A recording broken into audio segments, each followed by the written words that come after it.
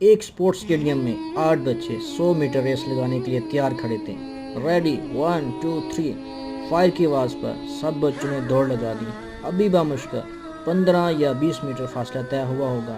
ایک بچہ گر گیا، برداشت سے زیادہ درد کی وجہ سے چلانے لگا۔